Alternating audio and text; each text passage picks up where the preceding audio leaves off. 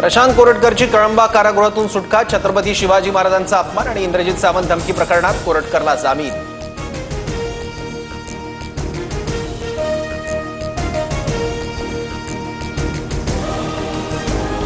गर्भवती ईश्वरी भिसे मृत्यू प्रकरणात माता मृत्यू सर्वेक्षण समितीचा अहवाल सादर, यादी सरकार आणि धर्मादाय आयुक्तांच्या अहवालात मंगेशकर रुग्णालय दोषी असल्याचा ठपका, राज्य सरकारच्या कारवाईकडे लक्ष।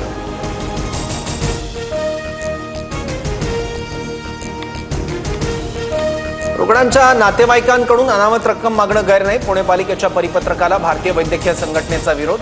खासगी धर्मादाय रुग्णालयांनी रुग्णांकडून अनामत रक्कम मागणं बंद करावं, मंगेशकर रुग्णालयातील प्रकारानंतर पुणे पालिकेने काढलं होतं पत्रक। रायगडावरील वाघ्या कुत्रा फेकून द्या, एवढा लांब कानाचा कुत्रा भारतीय असू शकतो का? रायगडावरील वाघ्या कुत्र्याच्या समाधीवरून उदयनराजे आक्रमक।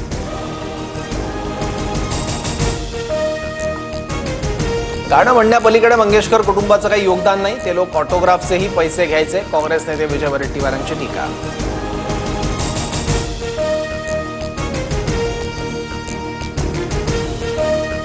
मंगेशकर कुटुंबाचं योगदान जगाला माहीत, महाराष्ट्रातील जनतेला मंगेशकरांबद्दल आपलेपण आणि आदर आहे, त्यांच्यावर टीका करू नये, अजितदारांचा विजय वडेट्टीवारांना सल्ला।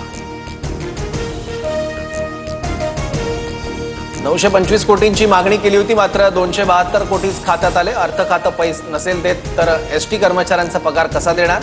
एसटी महामंडळाचे अध्यक्ष प्रताप सरनाईकांचं अर्थ खात्याकडे बोट।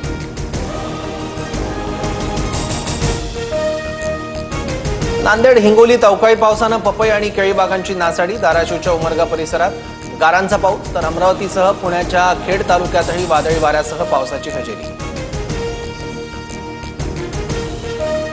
पूर्व विदर्भाला पुढील 3 दिवस अवकाळी पावसाचा इशारा, वादळी वारे, मेघगर्जनेसह पाऊस आणि गारपिटीचा अलर्ट।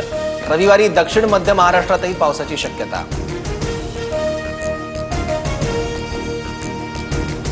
बिहारमध्ये वादळ आणि वीज दुर्घटनेचे 73 बळी, 10 राज्यांमध्ये वादळ आणि पावसाचा अलर्ट। राजस्थान गुजरातमध्ये तापमानाचा पारा 43 अंशांवर।